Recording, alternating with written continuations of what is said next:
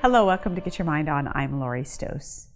We're continuing to talk about our topics around your approach. And today we're going to talk about something that's part of everybody's life, which is communication. That story, that line, that expectation, the alignment, the words that we use are so important. So this week I was sitting with a group here in Omaha of young leaders, and we were having dialogue about many topics. It's just an amazing group because it's more that we sit around in a circle. We talk about business topics. We talk about how we approach things. And it's interesting as you go around and listen, because we give everybody an opportunity to talk about their piece or their topic of what we're talking about. And it's interesting as some will go on and on and on and on, and some will be very clear and concise and direct, and some will speak in, more open, dialogue, and you're not quite sure. It's kind of a circular motion of getting to the point.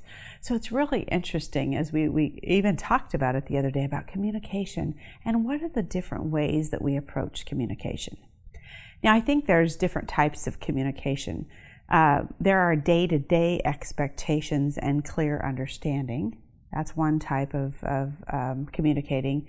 The other type is, more of a communicating in like this type of message, of presenting doing a PowerPoint, putting words on a slide or in a book, or different ways of communicating. So you really have to think about all types of communication. Number one is think about your approach.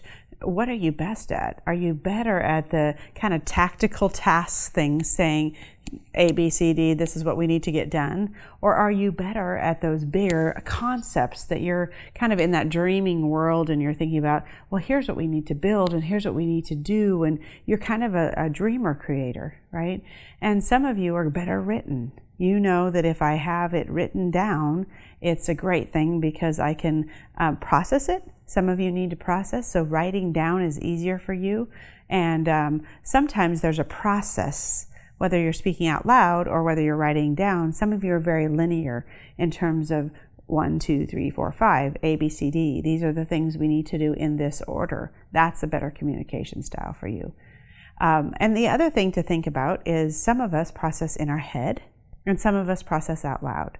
So that was the fun dialogue that was happening as a couple individuals were talking, and it was, talking about processing out loud when we were answering this question. It was more about, well, I'm thinking about this, and then I'm thinking about that, and how it's working. And so it was interesting as we were dialoguing, one person asked that other individual, said, so what are you really wanting to achieve? Meaning they were processing, and in their mind communicating, but what they were really doing was processing out loud and needed to bring it down to, okay, these are now the 3 points that we need to do. So I think it's really important to understand some people need the processing out loud and get to then the point of what we need to do for communication, the next steps. Some people are processing in their head. So then those of you who that processing out loud might drive crazy because you're like, oh my gosh, where are we going? And it's not a straight line. For others, you're processing in your head and not saying anything out loud, and people are wondering what you're thinking, and they're wondering where you're at and what you're thinking about. And then all of a sudden you might go, well, these are the 3 things we need to do. And so it's like, oh wow, how did you get to that? So I think that is good and clear. Sometimes people need backdrops though. So remember that if you're a communicator that processes in your head and then gets to the point, you might have people asking you questions, which is great, to say, oh, tell me why you want it that way, or how did you get there? Because I think that also helps people understand you better if you're processing that way. When it comes to communication for like presentations, I think it's important to understand we all go about that differently as well. So when people asked me, last week someone said their biggest fear was, of course, public speaking. And so when you think about what I said, oh, so what are you afraid of? And I think that's really important for many of us who are working on that communication path, whether you're speaking, presenting to just a team, you're presenting to your board, you're presenting to clients, whatever it might be. I think you need to step back and understand, what is that fear for you? Is it the content? Is it the fear of being caught off guard? Is it the fear of the message not being clear? Is it when you're presenting with somebody else, you know their part, but you know them, and they're going to take you off and you're going to get off? What is that? And I think that's important when you communicate in front of a group, more of a presentation type, you need to first understand, number one, what is your style? And number two is, if you have a fear, what are you afraid of? People like me, I'm not a scripter. It's best for me not to script because it's not genuine and it's not who I am. So I apologize if I take you off and wander once in a while on some of these. I have a framework. I always have a framework that I work from. But I was working with someone who likes to script and is very disciplined and likes to write down what they say. That sometimes is where communication misaligns, is that one needs that and one doesn't. I think we have to appreciate that you both need what you need and that you talk ahead of time just to respect. Sometimes someone might think someone like me is a little careless because I don't know what I'm saying every step of the way.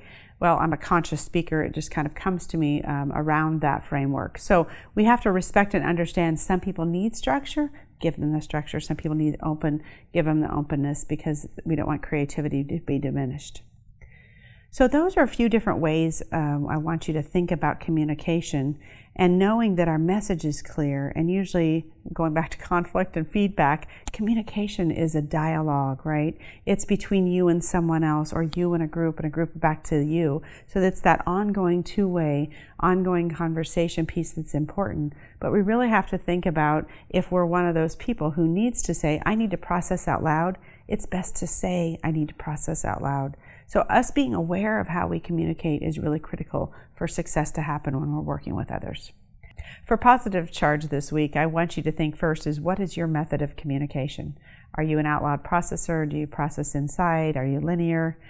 Two is, think about someone that you're working with and think about your communication styles and how you can maybe work better together with your styles, or being more aware of your styles. And three, if you do any presenting, also I want you to think about your best way to communicate when you're presenting.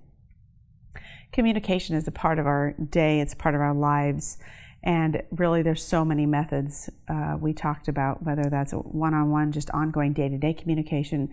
It could be writing, it could be speaking, whatever it might be. And some of you may need to communicate more because you're not letting your voice be heard. So I really want you all to think about, what is your voice? Honor your voice, help others know your voice, whether that's written, whether that's speaking, whether that's day-to-day. But we all bring value, so let your voice be heard in whatever way is comfortable for you to communicate. Thanks for joining us today, and remember to get your mind out.